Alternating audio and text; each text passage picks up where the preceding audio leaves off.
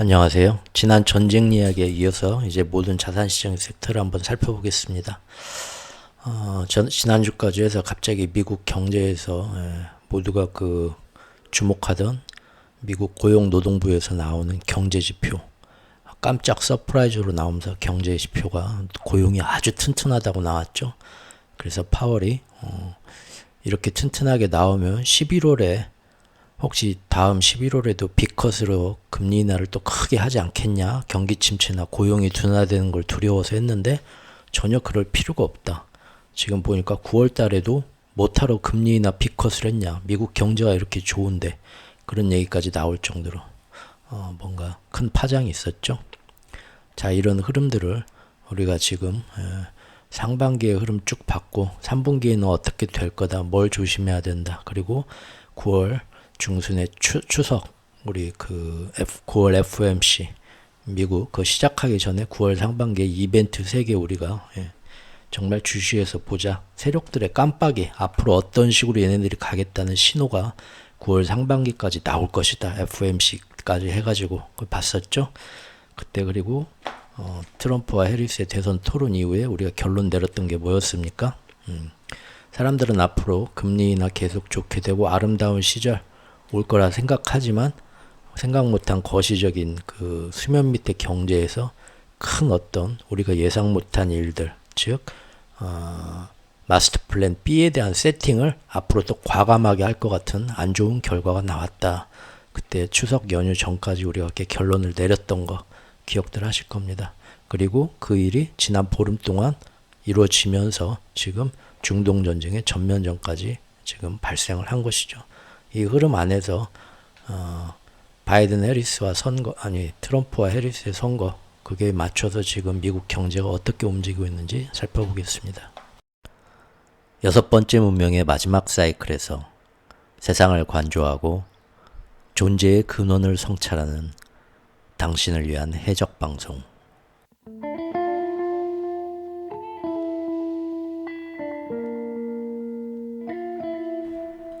최후의 오크의 경제 이야기.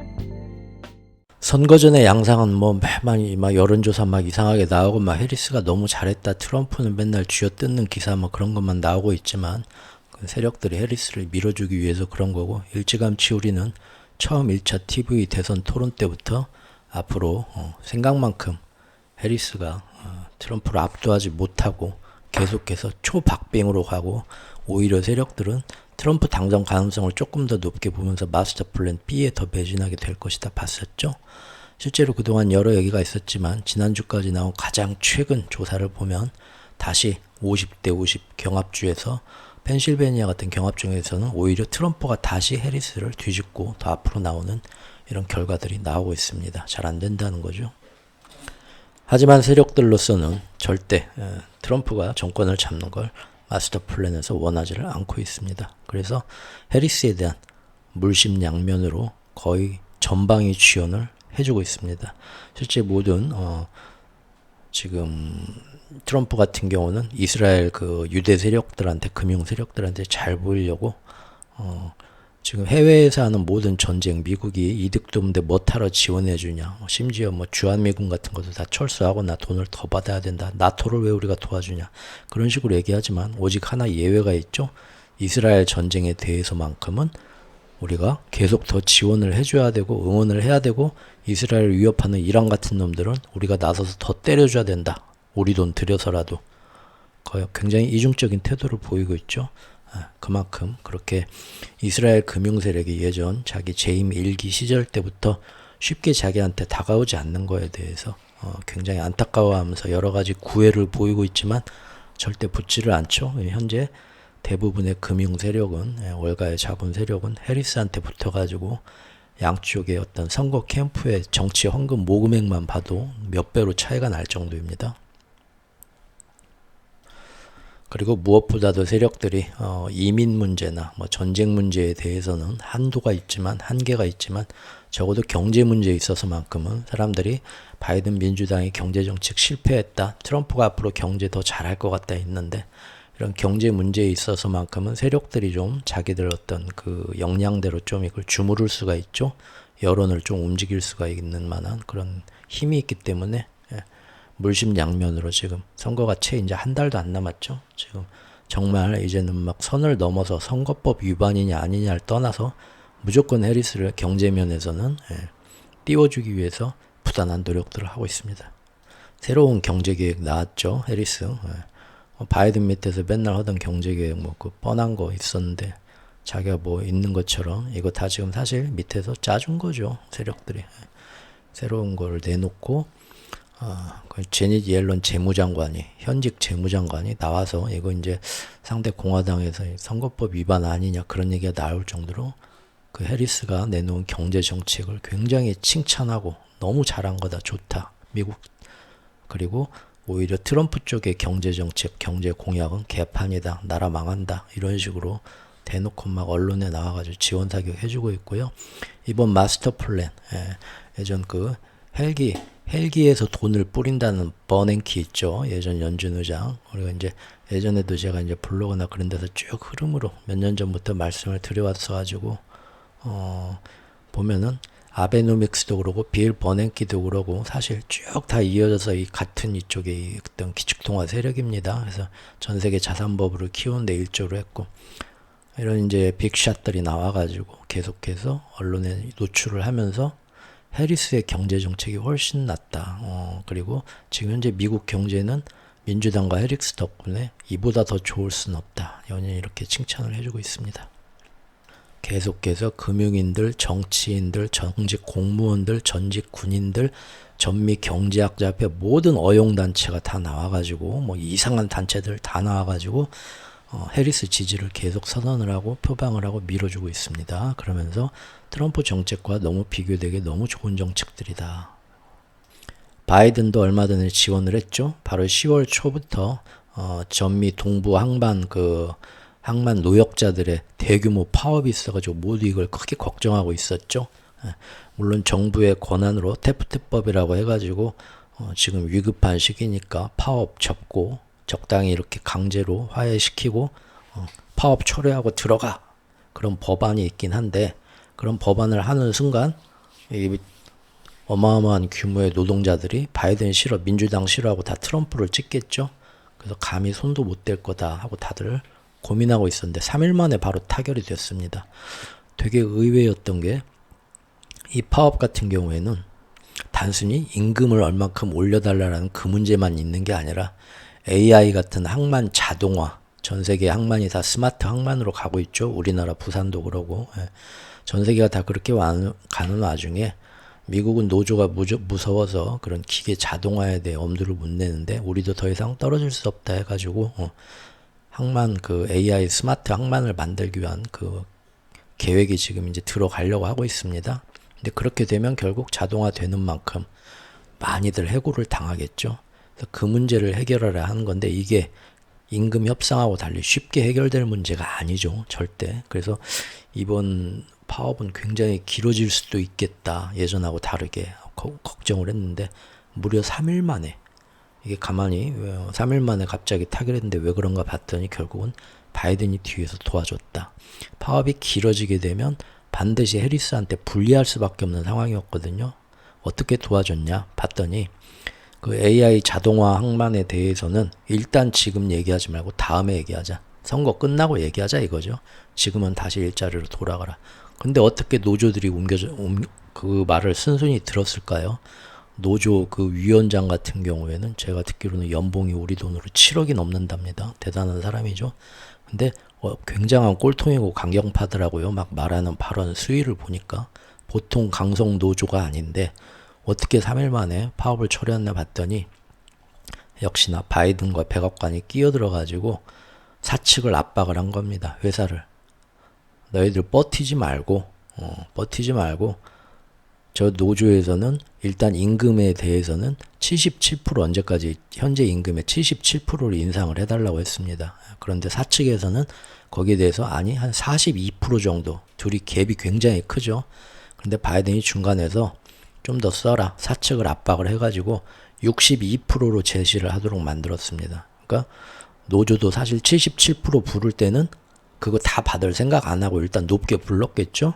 그리고 중간에서 회사가 40% 부르는 40 한 2% 부르니까 그 중간 정도, 뭐 이제 한 50 후반이나 뭐 그 정도 이제 좀 마음을 먹고 있었을 텐데 그쯤이면은 나중에 합의해야지 줄다리기 하다가 했는데 바로 파업한 지 하루 이틀 만에 사측에 이제 백악관이 뒤에서 압력을 넣어가지고 62%면 되겠냐 바로 제시를 한 거예요.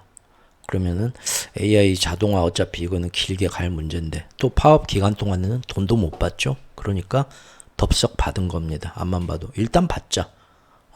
일단 받고 괜히 파업 기간이 일 못 돼서 돈도 못 벌고 하는 것보다는 62%면 우리가 몇 달 동안 고생해가지고 파업 힘들게 돈도 못 벌고 해서 우리가 목표로 하는 그 임금보다 살짝 조금 더 좋거든요. 그러니까 덥석 받고 파업 철회한 겁니다.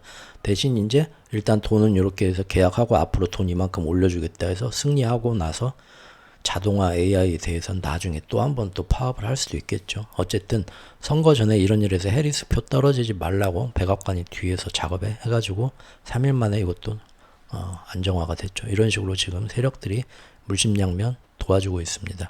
다만 트럼프 쪽에 쓴 사람들은 일론 머스크처럼 예전에 제가 말씀드린 것처럼 자기 사업의 어떤 미래를 보고 한쪽에 지금 올인하고 배팅하게 된 이런 특별한 경우들 그 몇몇 어떤 그 골수 그 공화당하고 트럼프를 굉장히 지지하는 거의 맹신도처럼 지지하는 사업가들 일부만 지금 붙어 있습니다. 거기에 지금 일론 머스크가 붙어 있죠. 그래서 지금 경합주에서 가가호호 방문해서 여호와의 증인처럼 사람들한테 마음을 돌리는 굉장히 그 정말 각개전투 굉장히 자원봉사자들의 노고도 많이 들어가지만 돈도 많이 들어가는 그 돈 지금 그 트럼프 캠프에서 그 돈들을 못 대주죠. 일당들을 그거를 사실 지금 일론 머스크가 거의 대주고 있습니다. 또 얼마 전에 귀에 총알 맞고 피격당해가지고 아주 사람들의 관심을 확 모았었던 그 경합주대에 또 한 번 찾아가서 지금 유세를 했죠. 그 자리에는 이제 일론 머스크가 직접 나와가지고 어떤 의미에서 보면 대단한 사람입니다. 일론 머스크도 성격이 트럼프와 똑같은 성향이고 어디 가서 이런 굴욕적인 모습은 절대 안 하는데 지금 현재 뭐 트위터 지금 작년 인수할 때부터 해서 지금 80% 이상 그 가치가 날아가 버리고 전기차 캐즘 때문에 테슬라의 지위가 자꾸 안 좋아지는 상황에서 앞으로 만약에 트럼프가 정권을 잡게 되면 전기차 시장, 친환경 보조금 모든 그런 것들 다 압박을 받게 되죠. 먼저 줄을 서서 자기가 TV 대선 토론 딱 그 보기 전부터 해리스 나와가지고 나올 때부터 이 사람은 배팅을 했죠. 결정을 받죠. 내가 보기엔 트럼프가 된다. 그래서 트럼프한테 지금 사업을 올인을 한 겁니다. 그래서 앞으로 트럼프가 당선돼서 전기차 시장 보조금도 못 받고 시장도 많이 위축되고 할 때 이미 지금 한 자리를 보장을 받았죠.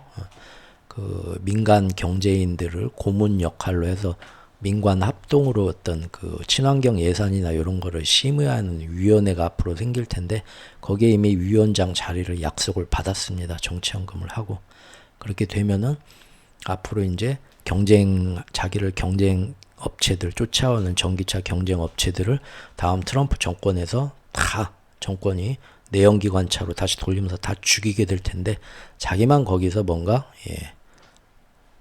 정경유착이죠. 피해가고 자기가 다 최종 그 위원장으로서 도장 찍으면서 테슬라만은 살리고 다른 애들 다 죽이는 과정에서 다시 살아나겠다는 아주 그 사업가의 비즈니스로 지금 가서 기꺼이 트럼프 옆에서 꼬리를 살랑살랑 하면서 이런 면이 참 대단한 사람입니다. 그런 성격을 죽이기가 쉽지 않은 사람인데도 필요하면 이렇게 모든 자존심을 주고 유연하게 대처를 하죠. 언론에서는 뭐 이 사람 뭐 아들 딸이 캘리포니아의 뭐 성 정체성 문제로 돼갖고 화가 나가지고 내가 캘리포니아 쪽은 쳐다보지도 않는다 하면서 뭐 공장을 텍사스로 옮겼다 하는데 그거는 말이 안 되는 거고요. 아무리 지 아들 뭐 지금 뭐 언제부터 아들 딸에 그렇게 신경 쓴 애였다고 얘가 뭐 그렇게 뭐 가족적인 애도 아니었고 아들 딸 그렇게 돼서 뭐 캘리포니아의 잘못된 그 리버럴한 그런 주지사였던 성향 때문에 자기 아들이 멀쩡한 아들이 딸이 돼서 트랜스젠더가 된다. 그게 마음 아프다고 하더라도 그런 개인적인 감정 때문에 캘리포니아에 있던 모든 공장을 통째로 뜯어가지고 텍사스로 옮기는 어마어마한 그 손해 비용이 나는 짓을 사업가가 홧김에 합니까? 그것과 이거 공과 사는 별개죠.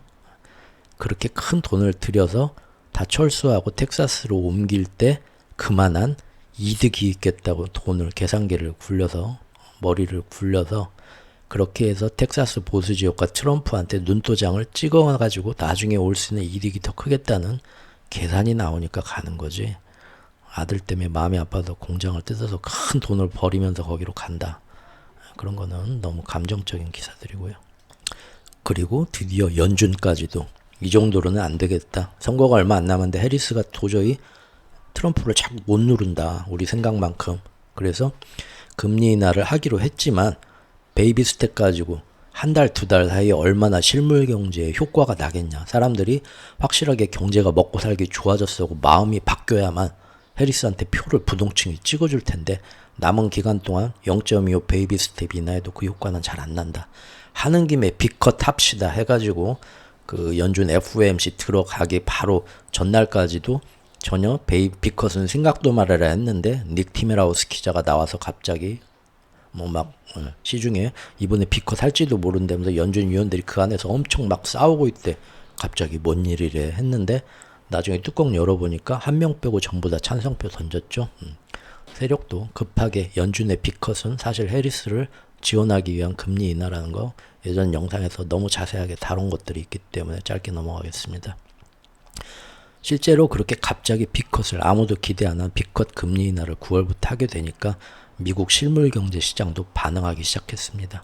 그래서 뭐 빅컷 효과를 회사채 시장 같은 데서 보고 있고요. 또 상업용 부동산 언제 살아나나 찔끔찔끔 금리 인하 해봤자 앞으로 돌아오는 재융자 시기는 계속 늘어나면서 그렇게 쉽게 못 살아날 거다 비관적이었는데 첫 방부터 빅컷으로 금리 인하를 해주니까 상업용 시장, 부동산도 다시 벌렁벌렁 살아납니다. 요즘 주식시장이 연준 빅컷 이후로 지난 한 달간 거의 주식시장은 재미를 못 봤지만 사실 굳이 이 자산시장에서 뭐가 그렇게 많이 올랐냐 보면 상업용 부동산 리츠 시장하고 그 다음에 좀비 기업들, 부도 기업이 높아가지고 연준이 크게 금리 인하해서 살려주지 않으면 조만간 망하게 되는 그 허접한 회사들의 채권, 하이힐드 채권이죠. 투자 등급 그런 조금 안 좋은 그런 회사 채권이 지난 한두 달 동안 수익률이 제일 좋습니다. 거기서 제일 녹아난 게 바로 이런 효과죠. 그런 일이 이렇게 쭉 되면은 사람들의 마음도 좀 달라지죠. 실제로 사람들의 소비자 신뢰지수, 소비자 기대지수, 앞으로 얼마나 경제가 좋아질 것 같습니까? 라는 거를 9월 빅컷 하기 전에 여론조사 나왔던 거를 보면은 아직도 안 좋다. 계속 앞으로도 안 좋아질 것 같다. 일자리도 그렇고 그런 얘기였는데 빅컷을 실시하고 나서 가장 최근에 9월달 소비자 심리지수를 보면 전 방위에서 민주당 지지자든 공화당 지지자든 상관없이 전 방위에서 좋아질 것 같은데 한 달 만에 지금 싹 바뀌고 있습니다. 사람들의 마음도 미국 경제 진짜 좋아질 것 같아 하고 확실하게 빅컷의 효과로 해리스를 밀어주게 된다는 거죠. 실제 그 이후에 여론조사를 보면은 선거 표심을 가르게 되는 부동층의 선거 표심을 움직이게 될 가장 큰 이슈들이 바로 이민, 경제, 전쟁 세 가지인데 그 중에 경제 분야는 바이든 민주당 해리스가 다 망쳤다. 얼마 전까지는 그랬는데 지금 이런 식으로 연준이 지원 사격을 하고 모든 경제 세력들이 다 붙으면서 최근에는 트럼프 필승 카드가 경제 분야였는데 지난 정권이 경제를 다 망쳤다 해가지고 그걸로 자기 표를 끌어모으고 있었는데 그 격차가 굉장히 크게 줄어들었다는 평가가 나왔습니다. 나름 성공한 거죠. 하지만 그래도 언론들의 이런 거품 사격 지원, 맨날 해리스가 잘 된다, 막 트럼프는 막 공궁에 처해 있다 하지만 그런 언론들의 그런 지원 사격과 달리 실제는 초박빙으로 갈 것이고, 그리고 항상 샤이 트럼프가 어떻게 나오냐에 따라서 사실은 세력들도 굉장히 정말 해리스로 이길 수 있을까? 굉장히 회의론이 있을 거다. 첫 번째 대선 TV 토론 이후부터 우리는 그렇게 봤었고, 그래서 앞으로 어떤 일들이 나오나 보자. 마스터 플랜 B를 어떤 금융시장이나 자산시장의 지정학적 문제나 어떤 금융시장의 신용경색으로 충격을 주는 문제가 나올 건데, 일단 해리스 대선 때까지는 경제에 안 좋은 얘기가 나오면 마이너스가 되니까 경제는 일단 최대한 좋다고 막 마사지를 하면서 더 좋아졌네, 앞으로 더 좋아질 거네, 미국 경제 만세네, 그런 모습은 보여주겠지만 대신 뭡니까? 수면 밑에 경제에서 지정학적 풀원에서 뭔가 일을 더 터뜨리고 이제 더 크게 나갈 것이다. 대선 전에 우리가 그 깜빡이를 보고 지금 숨죽이면서 주시하고 있었던 거죠. 그리고 사실 저는 3분기에 모두가 금리 인하고 달러 약세로 빠질 거다 하지만, 아니, 그렇게 되면은 중국 좋은 일만 시켜주고 기축통화 패권에서 달러 패권은 사그라들기 때문에 반드시 그 세력들이 가만두지 않고 밑에서 공주해서 바칠 것이다.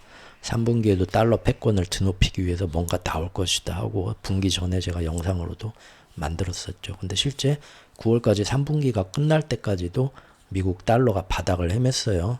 조금 늦게 나오고 있는데 10월 되자마자 드디어 그 움직임이 나오고 있습니다. 오늘 그 얘기들을 시리즈로 쭉 볼 겁니다. 자, 이런 분석 기사들 나오죠. 점점 초박빙이라고 하는데 사실 해리스 지지한다 하는 애들은 예전에 성향을 보면 실제 투표소에 나가서 투표를 안 하고 그날 다 놀러 간다, 젊은 애들. 그런데 트럼프 지지합니까? 해리스 지지합니까? 바빠요, 응답 안 해요 하고 전화 끊는 애들. 트럼프 지지한다고 하면 주변에서 하도 욕하니까 샤이 트럼프죠. 이런 사람들은 그날 다 그냥 아침부터 새벽 밥도 안 먹고 6시에 일어나서 투표장 가 줄 서갖고 제일 먼저 투표하고 나오더라 이거죠. 예전에도 그런데 이번에도 그걸 감안하면 사실상 트럼프가 지금 우세나 다름없다, 이런 얘기도 나오고요. 자, 이렇게 경제 지원 사격을 하고 있습니다. 그런데 이것이 문제는 시중에 너무 과도한 미국의 금리 인하 기대를 만들어 버렸습니다. 그러면은 지난 3년 동안 우리가 살펴봤던 마스터 플랜에 의하면 계속 달러 강세를 가져가고 미국 국채 금리를 어느 수준 이상으로, 달러 강세와 국채 금리를 항상 어느 수준 이상에서 안 떨어지게 하는 고준위 상태를 계속 유지해야 다른 나라에 다 자산이 다 망가지고 터지고 힘들어지고 그러는 거죠. 이게 지금 마스터 플랜인데, 그거를 계속 오래 가져가기 위해서 전쟁이나 경제 디커플링 상황도 절대 뒤돌아갈 수는 10년은 갈 수 있는 상황을 계속 열심히 세팅해 놓은 거 아닙니까? 그런데 이제 해리스 지원해 주겠다고 갑자기 비컷을 하고 금리 나면서 달러 약세가 확 되고 미국 국채 금리도 쭉 내려가니까 그동안 힘들어서 죽어라 했던 애들이 다시 우리도 따라서 금리 인하 내리고 재정 부양하면서 경제 다시 한번 회복해보자고 싹 다시 밟아 눌렀던 잡초들이 다시 싹 살아오죠. 그 중에 특히 중국하고 브릭스, 이거를 가만두겠냐, 이 꼴을 가만두나 봅시다. 그래서 제가 항상 달러와 국채 금리는 더 떨어진다 아니면 반드시 바닥을 다지고 바닥을 찾고 오히려 사람들이 예상과 다르게 다시 올라올 수도 있다, 한번 지켜봅시다 했던 거고요. 그 움직임이 지난 일주일 사이에 나왔는데 지금부터 보겠습니다. 파월이 저번 주에 전미 실물경제학회 연례회의에서 나와가지고 사람들이 예상과 전혀 다른 말을, 좀 매파적인 말을 했습니다. 우리가 9월에 비컷 하니까 11월에도 비컷 할 거다 하는 얘기였는데 나는 전혀 그렇게 생각하지 않는다. 지금 굉장히 좋고 11월에는 거의 뭐 확정적으로 베이비컷, 너무 우리가 막 금리 빠르게 내리고 그래서 국제 금리랑 달러도 팍팍 밑으로 더 떨어질 거라는 생각, 기대는 하지 말아라. 분위기 다 잡기에 나섰었죠 그때. 그리고 미국 경제가 침체로 갈까봐, 고용이 둔화될까봐 자꾸 그런 얘기들을 하면서 우리가 더 금리 내릴 거라도 막 기대들 하는데, 이때부터 경제 지표들이 한 번 더 마사지를 받고 나오죠. 예를 들면 그동안 미국 GDP는 계속해서 호황이다, 좋다, 지난 2년간 계속 나왔는데 문제는 지난 1년간 그런 국민 총생산 GDP하고 다르게 국내 총소득 실질적으로 GDI가 있는데 국내 총소득은 계속해서 떨어지는 이상한 모습이 나왔었습니다. 그래서 이거 맨날 경제 좋다 좋다 하는데 실제로는 좋은 게 아닌데 통계가 뭔가 안 맞는데 너무 오랫동안 어긋나서 이거 굉장히 의혹들이 많았죠.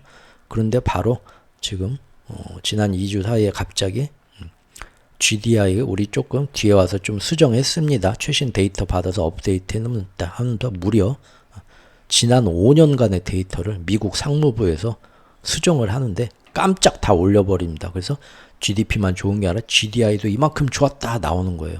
실제 경제가 아주 좋았다 그러는 거죠. 그래서 뭐 우리 통계 지표에 대해서 의심하는 이상한 반동분자 같은 소리 나오는데 택도 없는 소리 말아라 이렇게 좋았다 하는데 왜 갑자기 이렇게 수정이 되고 너무 또 깜짝 수정이 됐는가는 아직 자세히 알 수는 없습니다. 어쨌든 이런 신호가 나오고 그래서 야 해리스랑 바이든이 진짜 경제 잘 했나 보네 우리가 괜히 의심했네 그런 얘기 나왔고요. 그리고 가장 활용 점정은 바로 지난 금요일에 나왔던 미국 ADP의 아니죠. 그 ADP 민간 고용이 아니라 미국 고용노동부에서 정식으로 나오는 ADP 민간 고용은 좀 신뢰성이 없다 해서 사람들이 요새 잘 안 보는 경향이 있죠. 너무 들락날락 한다고 해서 고용노동부에서 나오는 비농업 고용지수 거기에 엄청나게 신경들을 금요일날 쓰고 있었는데 이게 월가 예상이나 모든 게 조금 더 둔화됐을 거다. 왜냐하면 그 일주일 전에 나온 모든 노동 경제 지표들이 나쁘진 않은데 그 안에서 보면 자꾸 뭔가 허약해지는 신호들이 동시에 나오고 있었거든요. 그래서 이번에도 그럴 거고 그래서 11월에는 결국은 B컷 금리 인하를 한 번 더 할 거다. 페드 와치 시장에서 엄청나게 이렇게 배팅이 올라가 있는 상태였습니다.